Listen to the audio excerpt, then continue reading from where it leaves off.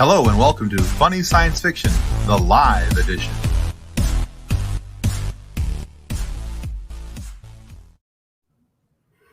Hello and welcome everybody to Funny Science Fiction, our live show. Kathleen and I are here tonight to bring you some extra superciliousness, but we also want to remind you that this is the podcast that makes you wish that those memory erasing devices from Men in Black weren't fictional. I get that. Yeah.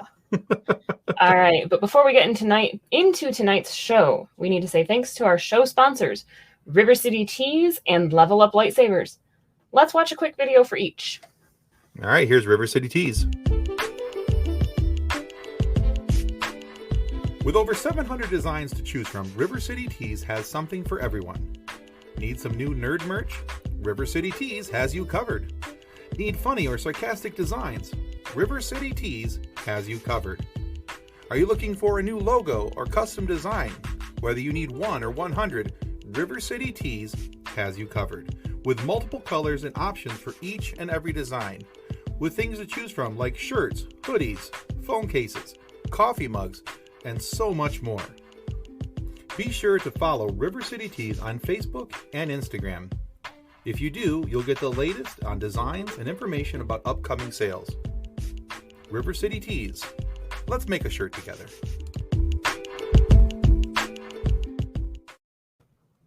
And one more quick one for the coolest... Everybody's favorite. Yeah, exactly. The coolest lightsaber video you're about to watch today, tomorrow, next week, whenever.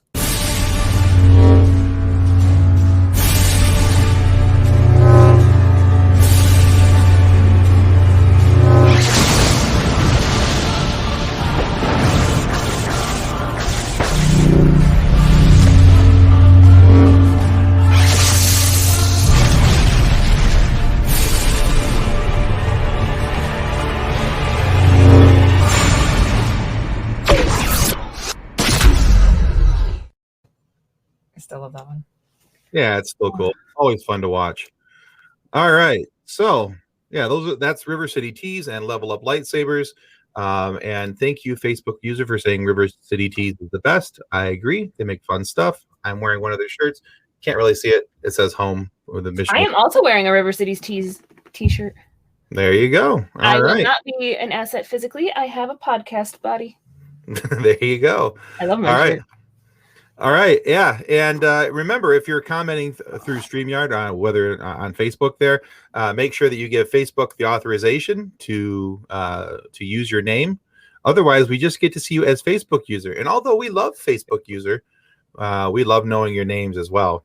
And I started posting these during the videos, but we'll show these real quick. Jason Taylor says, "Yes, love you guys. Love you too, Jason. Love your show, Three Geeks Podcast. If you guys haven't checked them out, I strongly suggest that you do. Kathleen and I have both been guests on that show, and we both enjoy that show immensely. They both said that, or they said that they would have us both back too. So, well, they're just gluttons. We will question their sanity later. Exactly. All right, and then of course, Kathleen is psychedelic. I decided to go to have it match my hair. There you go. John says that this is the highlight of his Monday evening, mainly because he gets to look at you on camera, but we'll let that slide for the moment. Because I put makeup on. It's the only time I wear makeup. And speaking of hair, thank you for noticing, Jason. You're too kind. All right. So, and one more from John. I replaced 75% of my t-shirts with River City Teas. They're phenomenal. All right. Well, we'll take that. All right. So we got a couple of guests waiting for us in our green room. They've been patient. They've been kind. They've been nice. I suppose we should let them into our silliness, and we've told them to wait. So they waited. They're still there. They are still there? They stayed? Yeah. Awesome. Crazy, isn't it? I know. So our guests tonight are a couple of distinguished authors who've had nothing better to do on a Monday night. So they're here for some games and some laughs, and we're going to do our best to not disappoint them. I don't think it's going to work, but we're going to try. We're going to you know what? That's the goal every week, to see how far we can go with our guests before we realize, well, they're not coming back. But it hasn't happened yet. Everybody says we haven't had anybody leave in the middle of a show yet. Not yet. I mean, there's always the first time. Maybe that'll happen tonight with our guests, Mitch, Benn, and David Perlmutter. Hello. Hello, Mitch. How are you? I'm fine. I promise I won't leave. I can't promise I'll stay awake. It's just gone midnight here. That's right. Yeah. Yeah, because I'm in the U of K for my sins, and indeed for everybody's sins just at the moment. But yes, I'm looking forward to this. I was listening to the deluxe lightsaber guy one a couple of days ago. Yeah. I haven't had it because I remember, when some of us are old enough to remember that toy lightsabers used to be inflatable and not make sounds. That's how old some of us are. and some of us couldn't even get those, and so we had to wait for our moms to get done with the gift wrap tubes and make our own. Yes. Well, something I've often thought about, the really started, I guess, with the Phantom Menace toys at the end of the 90s. But when they started putting those little chips in them to make the noises, I thought to myself, this is depriving children of an essential life skill, which is learning how to make these sounds for yourself. Exactly. It's my entire, a whole generation of kids is now growing up that has never learned how to go.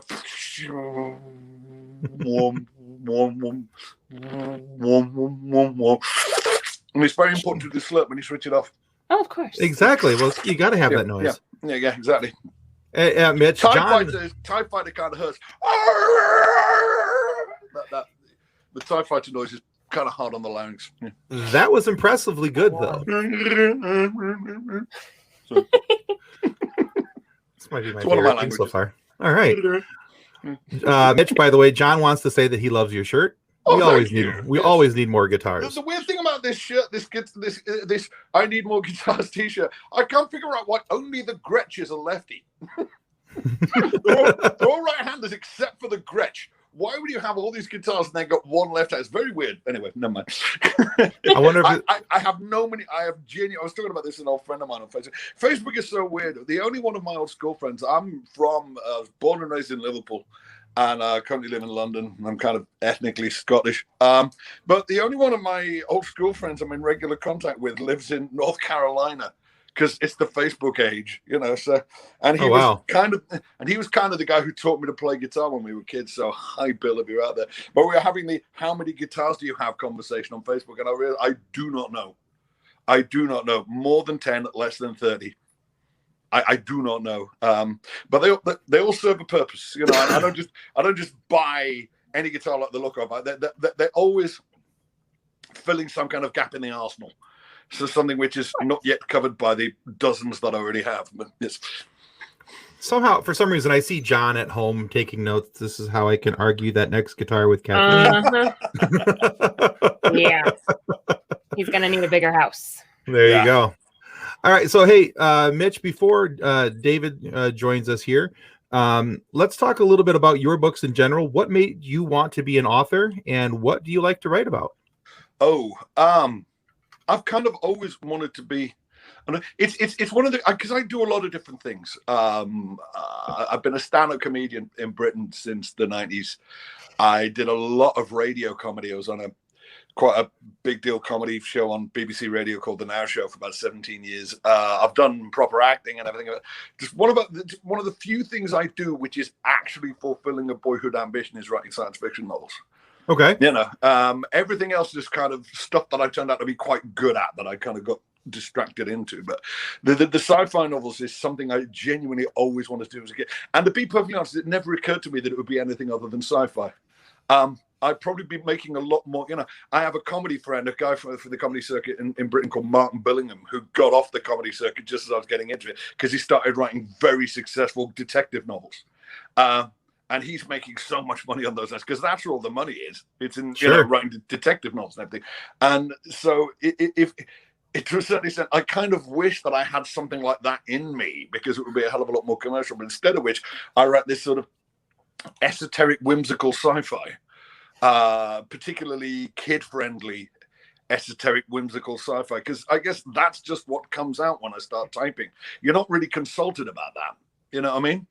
Right. I think with that which comes out when you start typing is that which comes out when you start typing. You don't really get to choose.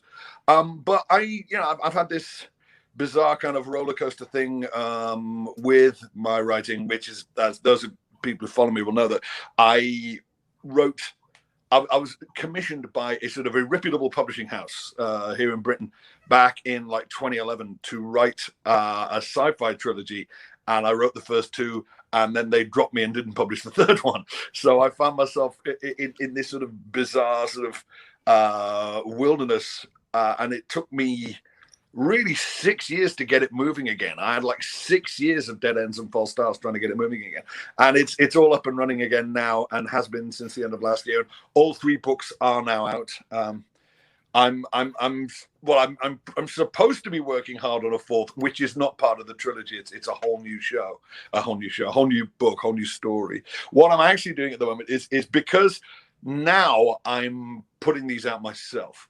They call it indie publishing. They used to call it vanity publishing, but it is self-publishing. Right. But it's become that's become a different beast in the past few years, of which I'm sure we'll talk more in a minute. But what I'm doing at the moment is I'm trying to edit the audiobook of book 3. Because the first 2 came out in audio back in the day, and the old publisher was kind enough to sell me those recordings. So I've been able to, after a few tweaks just to bring them up to date, to re-release the original recordings that I made back in 2013 and 2014 of books 1 and 2. But of course, book 3, I'm entirely on my own. Now I've got all the kit that I need, and I've got all the equipment. I don't quite have a completely isolated sound space to record it, but I was recording it kind of for the whole of last week, and I'm now editing it, and I'm now wishing I was nicer to the guy who edited the first. Always be nice to the audio engineers. Yeah. Yes. Don't get me wrong. I was perfectly nice to him. I'm just now wishing I was actually obsequious to him, and sort of nice to the point of overbearing. Because it wasn't that you weren't nice, but you could have been nicer. Yeah, yes, gotcha. Yes. Oh my God, editing audiobooks is a nutache. It really is. It's things you don't really think, because obviously I've been editing podcasts and stuff for years, but there is a different kind of sound aesthetic for audiobooks. For example, you have to cut out all the in-breaths every time you begin a sentence, because I've got this beautiful new microphone. I've got this Rode NTA1, which is just noiseless. And suddenly I realized just how crappy every microphone I've ever owned was. Now that I've got this thing, which is just noiseless, absolutely. But what it does mean is it picks up all the ambient noise. Like I'm recording it in the cupboard under my girlfriend's stairs, right? She's got like one of those, walk-in closets under the staircase in her flat. Oh, very Harry Potter of you. No, it is. It's totally Harry Potter, and because it was the most enclosed space we could find, and I've stapled like old removal guy blankets to every inch of wall space to deaden it, and then I set this microphone up, and it's only when I set this ridiculously good microphone, it's only when I set this microphone up, I realized that the electricity meter is in there and actually makes a sound, which I hadn't picked up with my ears at all. And then this. But of course, the electricity meter would find it. Sure. Oh, there it is. So I ended up getting this big packing crate and gluing layers of carpet to this packing crate and stuffing it around the electricity meter to dampen that. So now I can't hear that. So nice. So making this audiobook has been, all told, but in terms of just sheer mindless graft, probably harder work than writing book 3 was. But hopefully book 1 has just been republished in audio. Book 2 will be republished in audio anytime soon. And then hopefully book 3 will be ready to go out in a few weeks' time. But the thing is, because I'm an actor and because I did a lot of stuff on the radio, one of my jobs on radio comedy, so I used to be one of the resident funny voice guys on this radio show, and I do quite a lot of impressions. I do impressions well enough so you can tell who it's meant to be. I'm not one of these guys who's up to sort of prank call level impressions where you can actually pass yourself off as a famous person. But what that does mean is the audiobooks for the first 2 were quite popular because I don't just read it out. I sort of enact it, and I cast the supporting characters among various actors that I can do, and then see if people can spot who it is I'm doing. And so it's actually recording it has been quite good fun. But oh my God, editing it is extraordinary pain in the. I forget how much I'm allowed to swear on this, but anyway, a pain in the backside. Pain in the backside will have to do. Yes. There you go. This is All right, PG-13 podcast. Yeah. Let's I take a think with moment your and accent, you could probably get away with a little more, but that's just because I'm going to be like, let's not be edgy just for the sake of it. oh. There you go. There's nothing All right, more let's go. tiresome than someone being edgy for the sake of it. Let's go ahead and bring in our other guest. This is David Perlmutter, everybody. And David, I'm sure I just Perlmutter. slotted. I'm gonna say I'm pretty sure I just slotted your last name. So say that one more. Say it one more time for me. Perlmutter. Perlmutter. Okay. Excellent. Way to remember it is Mother of Pearl in German. There you go. I was going to say it looked German. It was just missing an umlaut. Who's it? What's it? I said it looked German. It was just missing an Was it umlaut. the two little dot heavy things? metal dots, but that would make it Perlmutter, which would mean something else, wouldn't it? So, Yes. German All is right. fun. So, David, you heard the question we asked of Mitch. At least I think you did. So before we get into our total of silliness with you guys tonight, what made you want to be an author, David? And what do you like to write about? Well, I think it had a lot to do with me being interested in animation as a kid, and like the way the stories were told there. Mhm. Like very, like I was always interested in reading as well, of course, but I didn't really think about it as a career until I started becoming an adult and wondering what I was going to do. Okay.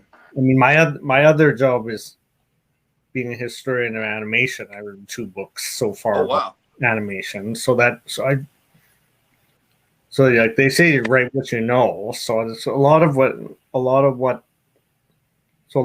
what my fiction is kind of what a lot of the animated programs that I like would be if they were literature. Okay. Idea like so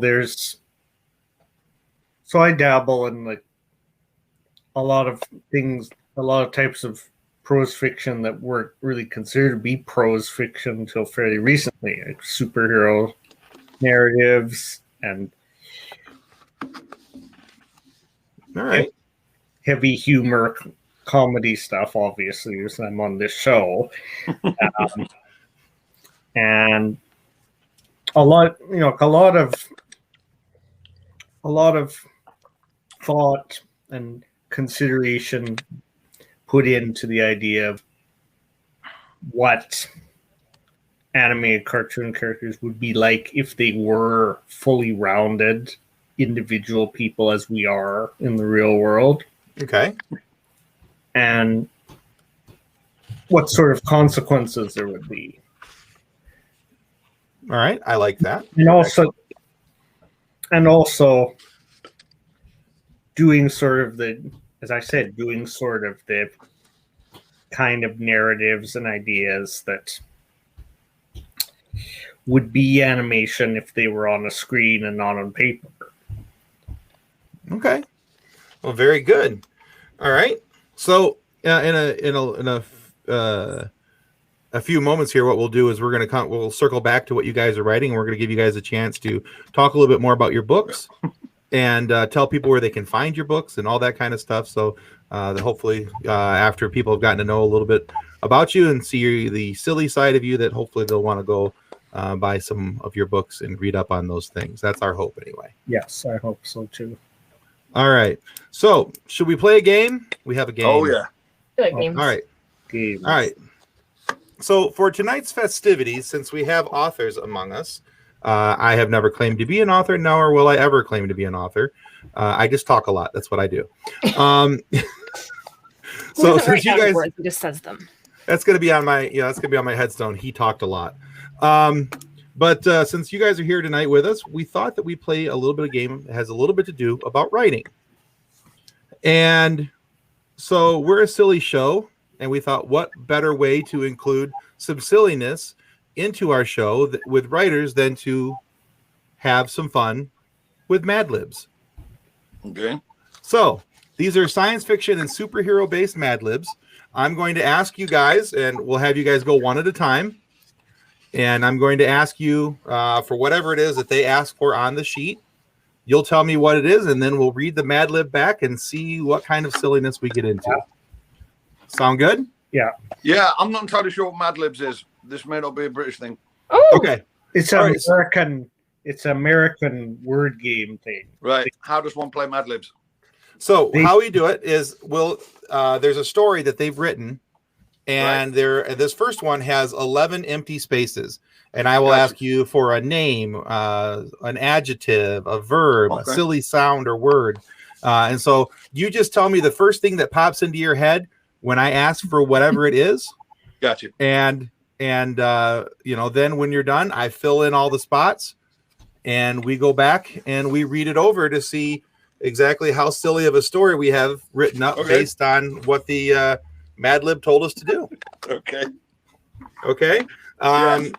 David, American you want to go first, or would you like to let our British friend go first?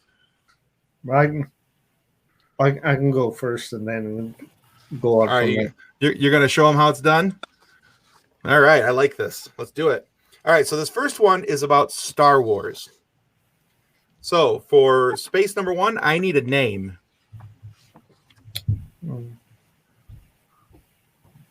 Harold. Okay. Space number 2, I need an adjective. Dainty. I like it. All right. For space number 3, David, I need a verb.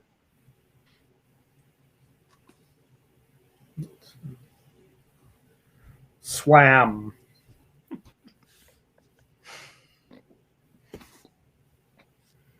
All right. Number 4, I need a silly word, Mitch. Oh,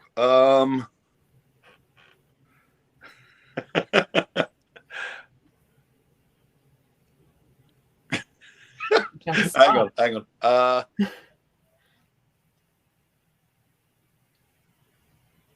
Spigot. That is All right. a good word. I like it. All right. Number 5, David, I need a noun. City. Yeah. All right.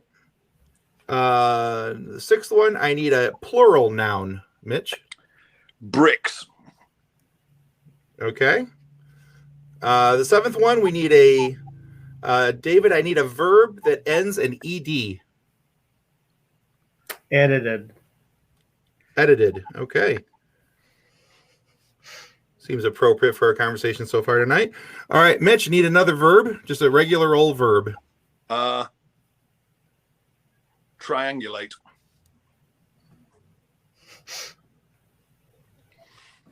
All right, and I need Mitch, I need another. No, let's back to David. David, I need another verb with ed. You are the ed verb guy, apparently. Exalted. Ooh, Oh, there you go. triangular. All right. This is All right, and Mitch, I need one more regular verb. Paraphrase. All right, and David, last one, I need an adjective.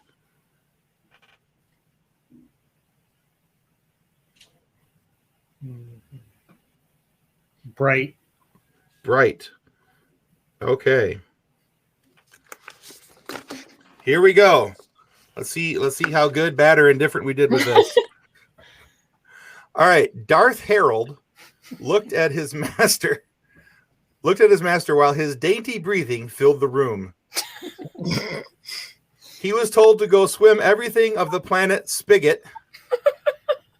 He got into his city and jumped to hyperspace. Soon before he reached the planet, he dropped out of hyperspace and was attacked by rebel bricks.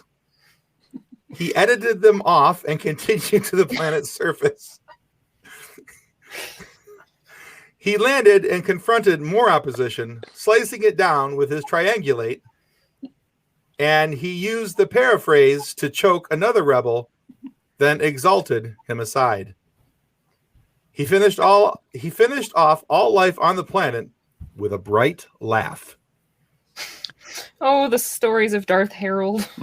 Still better than Rise of Skywalker. True story. I find that a bit hurtful. Makes more sense than Rise of Skywalker. It doesn't sort of spend half its running time trying to undo somebody else's Mad Lib. Right. Yeah. Okay, you're not wrong about that. Trying to retcon somebody else's Mad Lib. I stopped paying. Total waste of 2 movies. I stopped paying attention after the first 3. So Yeah. No, you're very well. Thing is, Force Awakens was great. It has the problem is it nothing about it surprises you because it consists entirely of story beats from Star Wars and Empire. Other than that, it's a great fun. Last Jedi, I know why people didn't like it, and I also know why they're all wrong. But Rise of Skywalker, it's just look.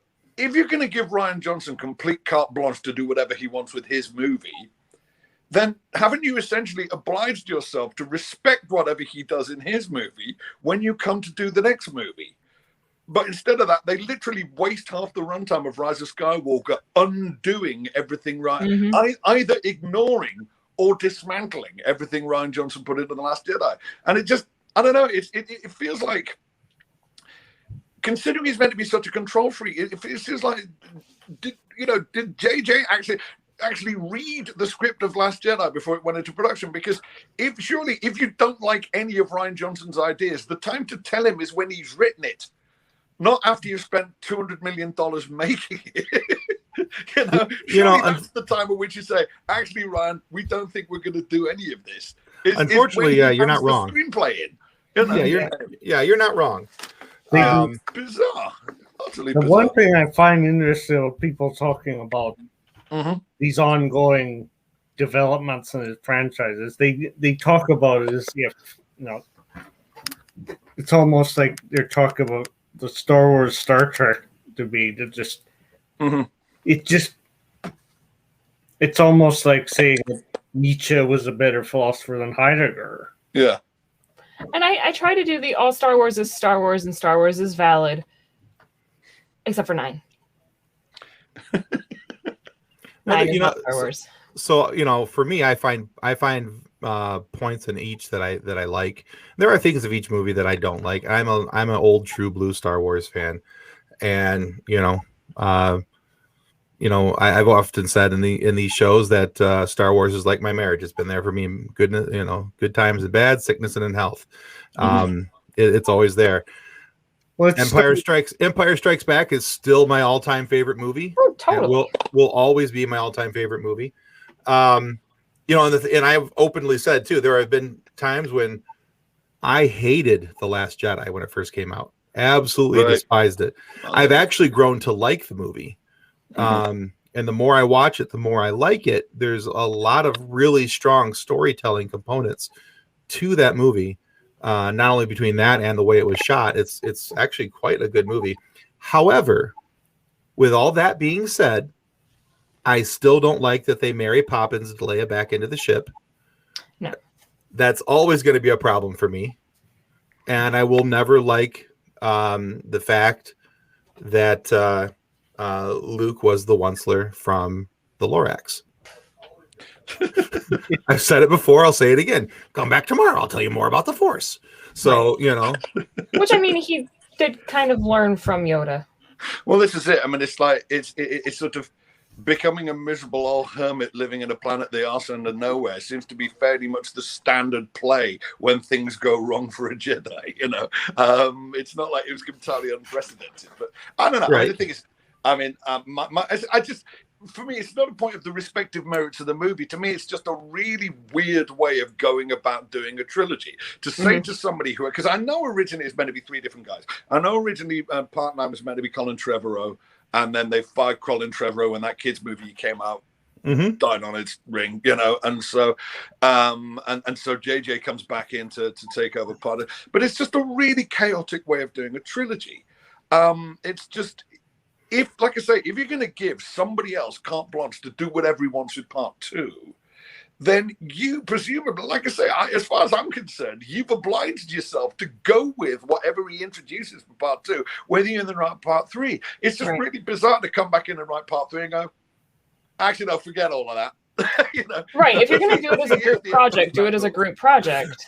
Yeah. Well, it just feels really sloppy on a kind of a production level. Right. It just feels really sort of half-assed on that kind of. But when you consider that, like I say, these are $500 million projects, it just feels like a really weirdly half-assed way to go about doing it. And like I say, if you decided you didn't like any of Ryan's ideas, which I know a lot of people didn't, I did. I really like the idea that basically the Jedi are busted flush, and what we're waiting for is the next generation of Force-sensitive warriors, hence Broom Kid. You know what I mean? I really like the idea that, forget about the Jedi. We need to find something new. I really love that idea. I actually, because, all over the Twitter just for the last few days has been somebody saying, oh my God, as a joke a few months ago, I said, so they're going to give Cruella de Vil a tragic backstory where her parents are killed by Dalmatians, aren't they? Funny Science Fiction will be right back after a word from our sponsors. And now back to Funny Science Fiction. And that's in the new movie. It's something which somebody said as a joke. I actually said just before Last Jedi came out. I wondered why she hated Dalmatians. Yeah, well, this is it. But it's like everybody's got to have a tragic backstory now. Yeah, but it's. I actually said, not as a joke, but just throwing something out there just before The Last Jedi came out. And I find the tweet, people want it. So it's back like November 2017. So by far the most satisfying explanation for Rey's origins is that she's nobody.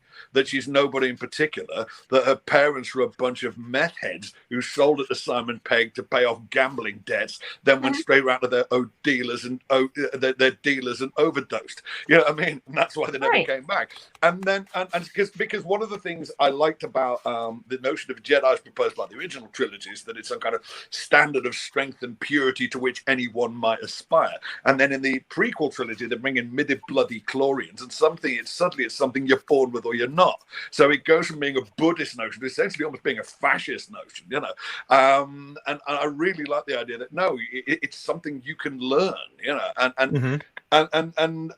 I actually said that, and then lo and behold, Adam Driver comes out and says almost exactly that word for word in Last Jedi. So it's not just that I was feeling vindicated. I was thinking, yes, that's the way to go with that character. She isn't the inheritor of a legacy. Just for once, we're not doing the stable boy premise. Right. Just for once, can we not do the stable? You know what the stable boy premise is? Yeah. Yeah. Let's maybe not do the stable boy premise in fantasy just one time. Can this person not be the inheritor of some vast dread legacy? Can she just be someone who finds themselves in the wrong place at the wrong time and has to find the wherewithal to get out of it? Can this not be all about destiny just once? But no. Anyway. I've been dealing with this a little bit in the last few years in television animation and my bailiwick, because they were always doing it. Hanna-Barbera just sucked all the fun out of Scooby-Doo with the first 5 or 6 different versions of it. And Warner keeps making new ones. Yeah. But it's really frustrating when you see a show that was really a particular animator's vision, particular animator's style and substance, and they do the show without him. Right. Yeah, absolutely. And of course, the other thing is it's the original Scooby-Doo, Where Are You, as the show was called in its first, the one with that theme tune. It drips 1969. You know what I mean? It's just oozes 1969, and to me, it's so the fact that we have to keep bringing them back, but every time we bring them back, they're still all like 18, 19, and it's still now, whenever now is. So they did that kind of anime-looking one back in the noughties. You remember? And and it's and. It's some of them are quite good fun, but to me, Scooby-Doo is, seeing that original series, it's very much a kind of, not a relic of its time, but it's you know, it's an example of its time. It's You kind of very have much to- of its time. You know, I You mean, really have to. One of the things that I wrote about in my nonfiction books, you have to really, well, take it animation seriously. Sometimes it's a bit redundant, but it's important to understand when the thing was produced. yeah, It has absolutely. very obvious signs. Mm-hmm. Yeah. What I don't understand about people getting upset about really old animation that was made before they were born, and calling it out for racist, sexist stuff. They don't understand that the goalposts were in a different. Oh, of course. Right. It was a different time. But it is fantastically tense when you're sitting there with your kids. Like, you know, an old Warner Brothers from the 40s comes on the TV for whatever reason, and you're just sitting there waiting for something racist to happen. You know? It's coming any minute now. It's coming. They've kind of pulled the really bad stuff off. I mean, Well, even think I about. would really, like Bob Clampett and Warner. He did a complete blackface version of Snow White called Coal Black and the Seven Dwarfs, and Right. I know it exists because people keep talking about it, but I've never seen it because nobody's nobody in their right mind's going to show it. Nobody wants to see that anymore. It's you know, this is the thing. Ultimately, these things don't get banned. It's just that nobody feels comfortable showing them anymore. I mean, there's the lost Peter Sellers movie, The Party, made in the late '60s, made by Blake Edwards, who did the Pink Panther movies. Yeah. In which Peter Sellers plays a hapless Indian movie star who accidentally gets invited to the swankiest party in Hollywood. And I have seen it. It was shown on British TV once in the 80s, I think, with like literally warning labels all over it. Because it is actually a very funny movie, but the whole movie is Peter Sellers doing the comedy Indian voice. And it's just like, oh, God, you know what I mean? It's really cringy to it. But the funny thing is, it's in because, you know, we used to remake that, but they could remake it, but they would have to cast an actual East Indian guy in the lead. Well, I mean, you know, they just get Dev Patel, you know, I mean, he'd nail it, you know, or Riz Ahmed, you know, get that, you know, because we actually now have, you know, in Indian and subcontinental origin leading men in a way that you didn't in the 60s unless you were actually in India. So, but the funny thing is, that kind of bar with regards to what counts as unacceptably racist, it's still moving, but it's not. Certain racial stereotypes became unacceptable before other ones did. Yeah. And they don't all become unacceptable to the same degree in the same place. For example, it's only really in the last couple of years that The Simpsons has confronted the issue. Is it really okay having Hank Azaria doing the what's the Indian shopkeeper called? Apu. Are they doing the Apu voice? Is it really okay that Apu is Hank Azaria doing the Peter Sellers comedy Indian voice? You know, actually, you know, it's with both of them. So yeah. It's really like. Well, the funny thing is though, like I say, go on. Sorry. One of the things that I really admire about Peter Sellers was his versatility. That he could do all of these, he could play all these different type of people and pull it off because he knew what the accent sounded like. He knew the mannerisms, and he was able to speak in such a way that you were convinced that he was East Indian or Italian or French or whatever when he wasn't. Hank Azaria is an extremely versatile actor, and particularly a voice actor, and he doesn't always get a lot of credit for doing the voice so well. Mm-hmm. Yeah, I don't think anyone's disputing whether he does the voice well. I think people are disputing whether or not it's that, you know, because here's the thing. I mean, one of the funniest things, it used to be very common. I look back upon, you know, my generation when we were kids in the 80s and how right on we thought we were. You know, we thought we were as hip and enlightened as the human race was ever going to get. You know, we thought we had attained total, you know, right on Nirvana. Totally, I mean, the word woke wasn't going to be coined for another 30 years, but we thought we had attained maximum wokeness by literally like 1986. You know what I mean? We thought that's it. We've made all the social progress that will ever be made. You know, I was so 6 calm years down, old love, and make then. us a cup of So. tea. You know, and it's extraordinary how right on we weren't. In retrospect, this is a constant ongoing process. You know. Oh, hold on a second. John says, going back a moment, instead of the stable boy, why can't the chosen one be a middle-aged person with kids who wants to wrap up the prophecy and get on with their lives? Sounds like a great book, John. Go write it. It's like J.K. Rowling's Harry Potter play. Yes.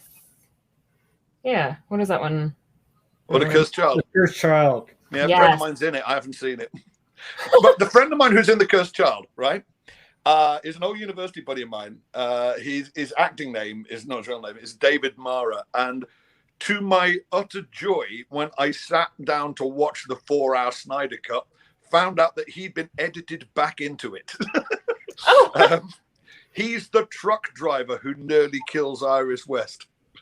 Have you seen the 4-hour? Oh, Snyder yeah, Cut? yeah. Yeah, the truck driver who nearly kills Iris West is an old university buddy of mine from the University of Edinburgh called David Mara. Yeah. You do that, John.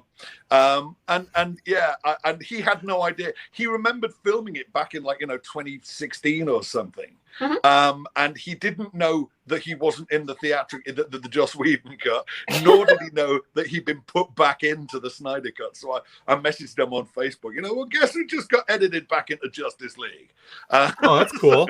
If they can There's gonna edit out be the more- mustache, they can edit people back in. Absolutely, yeah. Eventually, there's going to be more different cuts of that movie than there was a Blade Runner. That was Are we going to have the when I Blade Runner first- conversation? when I first heard about,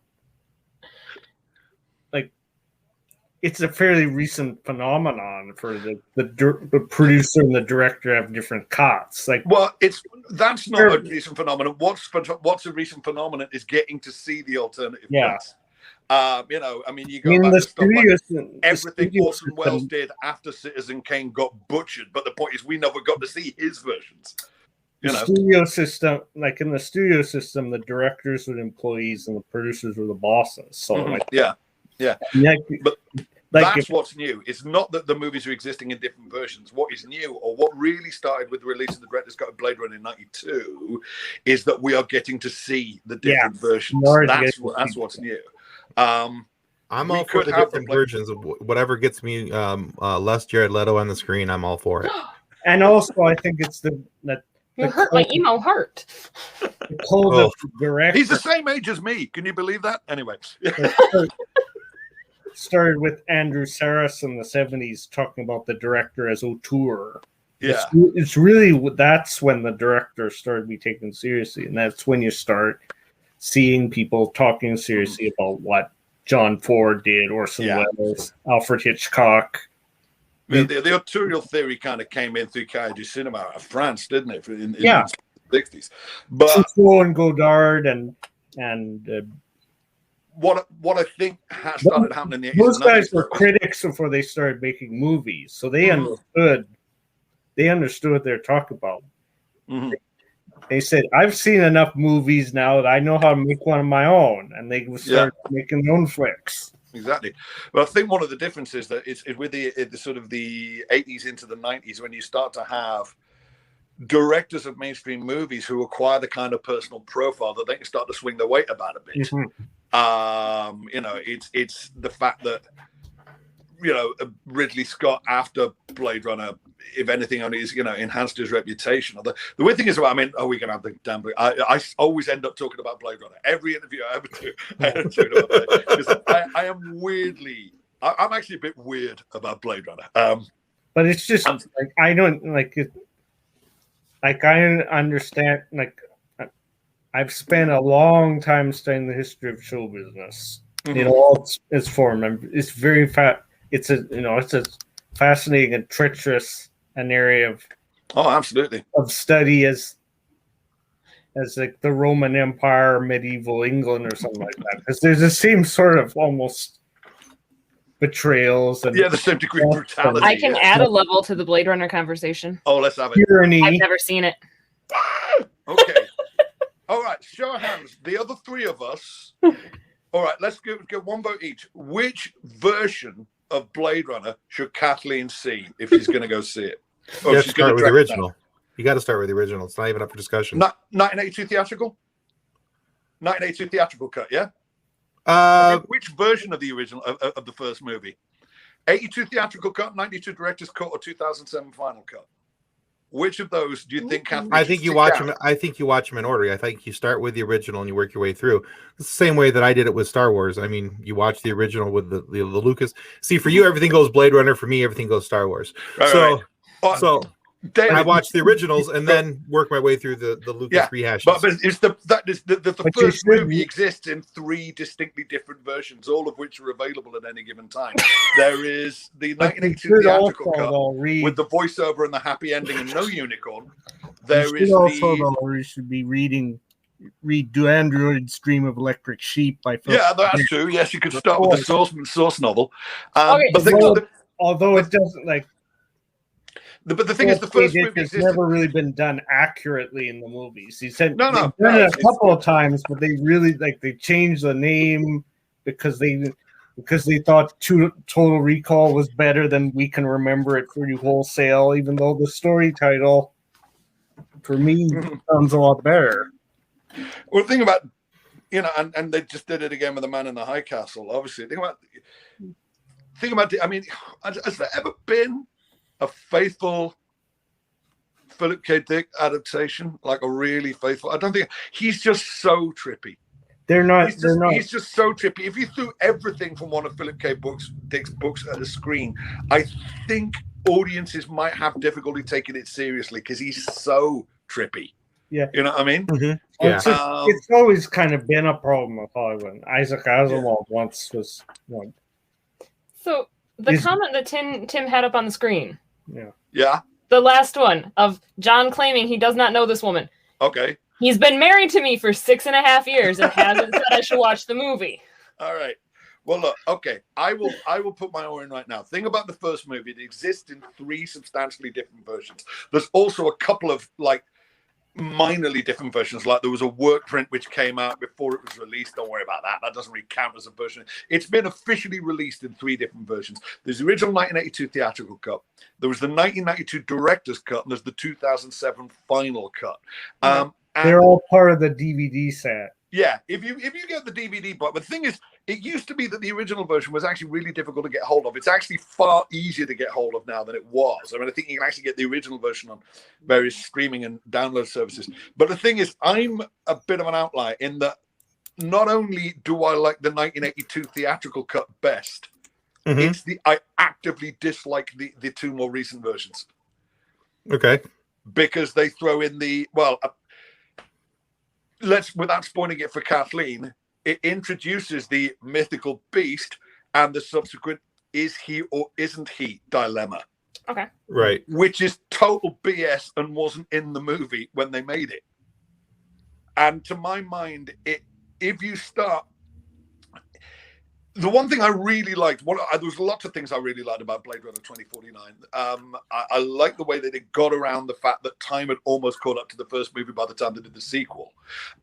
Because obviously the 2019 that was presented in Blade Runner was patently not coming by 2017. So what it is it's set in an alternate timeline, and it's set 30 years after that rather than 32 years after this, Always a problem with science fiction. Sometimes, but you can never the thing about it is that we don't know exactly what the future is going to be. Every time a science fiction, all of a sudden in the future, it's somebody making educated guesses. Oh yeah, right. Where's my hoverboard? Most of the sci-fi which put a definitive date, a lot of the sci-fi which had a definitive date stamp as to when it was set that I grew up with has now happened. Escape from New York was set in 1997. New York was set 24 years ago. And you have to remember the year in which it was produced. 1981. Yeah. Blade Runner was set in The Jetsons is produced in the early 1960s. Yeah, exactly. So it's like, so as I said in my book about America Tunes In, I said it was what the future was thought to be like in 1962, not what the future is thought to be like now. Oh, well, I mean, one of the things about Blade Runner, though, weirdly, is it irrevocably altered what we thought the future was going to look like, to the point where when people depict the future now, despite the fact it's 40 years later, they still do Blade Runner. You know, Right. Altered Carbon on Netflix is presenting its future and it's Blade Runner again. You know, it was such a persuasive idea of what the future was going to look like that it's very, particularly trying to do any kind of urban future. It's very difficult to depict. Utopia smells better than Utopia in a lot of ways. Right. All right, guys. Hey, we're going to be running short on time here in just a moment. Ooh. So what I want to do is I promise you that we give you guys some time to talk about your books, where people can find them and find out more about you. So if you don't mind, David, would you like to start? Tell people approximately how many books have you written, where they can find them, and if they want to follow you on social media, where to track you down at. Okay. I'll try and make it as condensed as possible since we're out of time. Sure. I have 2 nonfiction books: America Tunes In: History of Television Animation from McFarland and Company, Okay. and Encyclopedia of American Animated Television Shows. They're both available on Amazon from their respective publishers, McFarland and Company for the first one and Roman Littlefield for the second. Okay. Now, my fiction books, they're all self-published because I wasn't able to find a reputable publisher for a while before I discovered the joys of self-publishing. They're on Amazon, Smashwords, Drafted Digital, and eBook Lingo, and a lot of other. So I have a short story collection and a intro novella about my series character Jefferson Ball. Okay. Who is I guess kind of a parody of the traditional feminine heroine in sci-fi, fantasy, and animation. All right. It's extremely physically powerful, but not entirely up there. I resemble that remark. Well, that's why she had to have a companion. Her companion, Hamilton Pomeranian, is much physically smaller, more compact, but she's considered to be more intelligent. Okay. And you know that pairing was basically I'm a big Rocky and Bullwinkle fan. I love the early Hanna-Barbera shows, and even with some of the more recent stuff, I Wander Over Yonder. There's that kind of disparity dynamic going on. So that was what I was going with those. So there's 2 books. Singular Adventures of Jefferson Ball is a collection of various short stories over time that I published. And then you have social media people can follow you on? Yes. Yeah, I'm on most of the social media. So I have Facebook, Facebook, you follow me, DK Perlmutter or David K. Perlmutter and Friends. Twitter, I'm at David Perlmutt 10. And there are 9 other David Perlmutters, I guess, that I need to. And a lot of my more recent stories and essays have been published on Medium, so you could follow me on there if you're into that. Okay. All right, sounds good. Thank you, David. All right, Mitch. Okay, over the years I've contributed to various non-fiction books, but screw that because I don't get any money for those. So let's talk about the sci-fi. All right. Go to the ones that get you money. Absolutely. Let's talk about the sci-fi. Out now finally complete in its completeness is the Terror trilogy. Book 1 is called Terror. Book 2 is called Terror's World. Book 3 is called Terror's War. All right. These are the story of a human child who is abducted by well-meaning aliens and then is adopted and raised on another world as their own. It's sort of a well-meaning but bumbling alien finds what he thinks is an abandoned baby on Earth and takes it away and adopts it. So it's about a human child being raised on another planet. That's the premise. It all kicks off from that. So book 1 is almost kind of a coming-of-age story, which happens to be placed on another planet in which only one of the main characters is human. Book 2 is a bit more of a rollicking adventure, and by the time you get to book 3, you're up to proper sort of mind-bending, questioning the nature of reality, Arthur C. Clarke stuff. Okay, which was kind of always the plan. I wanted to sort of radically up the stakes every time. And so Terror's War is the third in the trilogy that's out. They are currently in ebook form. They have been on stuff like Draft to Digital, Apple Books, and everything, and will be again. But they're just at the moment, the ebooks are only on Amazon because I'm giving it a go on Kindle Unlimited, where people have like a Kindle subscription can get to read them for free. They're on Kindle Unlimited for the next couple of months. So right now, if you want the ebooks, the only place you can get the ebooks is on Amazon/Kindle. That will change back again probably the end of the summer. You can get the paperbacks from Amazon and also from Lulu.com is the other place doing those. And I am the easiest guy in the world to find online. My name is Mitch, M-I-T-C-H, Benn, B-E-N-N, and you put that into any social media platform, and if I'm on there, that's what I'm called. I am Fair Mitch enough. Benn on Twitter. I am Mitch Benn on Facebook. I don't do a lot on Instagram, but that's who I am on Instagram. You know? I'm the easiest guy. I like to be approachable, although it does mean you get approached. But That is the hard part with being approachable. But they Kind of are the catch-22 of it all. Yeah, because this time around, and you know, if you like, I mean, you know, one day I might tell you the long and painful story of, you know, my 6-year trek to try and get these books back out into the wild after it all fell through with my original publishers. Whom I bear no ill will, by the way. They did what they had to do, but it still left me in a bizarre situation. And then I signed up with this high-powered literary agent, and that seemed to make everything infinitely worse. And then, Fair enough. And it was my girlfriend, actually, literally, almost not metaphorically, kicked my ass about this time last year and said, you know, I've known you for 4 years and you spend the whole time whinging about the fact that you can't get these books back out. Have you looked into what, you know, because I suppose because the first 2 books were legit published, I was a bit sort of hesitant about the whole putting them back out there thing. It kind of felt like an admission of defeat or something. But she, because my girlfriend's background is in marketing, she did some research and said, look, if we put in a fair bit of work and spend a bit of money, we can put these books out to exactly the same standard as if they're being put up by a reputable publishers. So from the point of view of the reader and the buyer, the experience will be indistinguishable.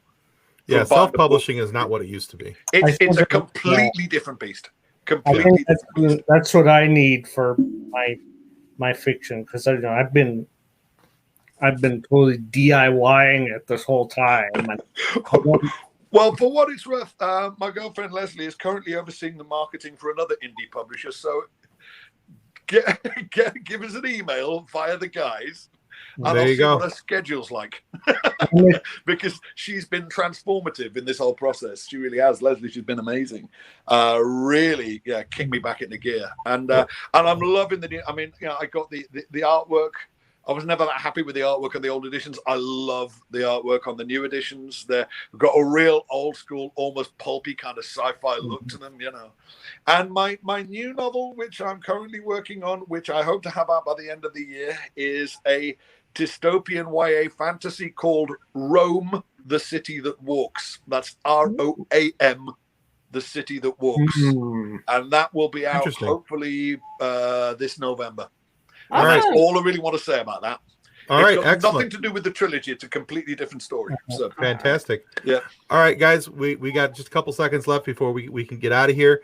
So first off, want to thank you guys both, David and Mitch. Thank you so much for being on tonight and chatting it up with us and being a little silly with us. We always appreciate that. And then next week, guys, same time, same bat channel. Want to make sure you guys come back, and we're going to have a very Star Wars centric episode next week with Matt Man from TikTok, and we're also going to have our very first interview that we ever aired with Captain Rex. Captain Rex will be here on screen next week, and we'll be talking some Star Wars with those guys. So thanks to everyone, and thanks for being here. On behalf of the rest of the hosts of Funny Science Fiction, we'd like to thank you for listening to this episode. If you'd like to be a guest on one of our future episodes, please contact us by means of our Facebook group, Funny Science Fiction. You can find us on Twitter or Instagram using the handle @FunnySci-Fi, or you can go to DraytonAllen.com and click the Contact Me link at the bottom of the page. Thanks again. Hope you enjoyed the episode.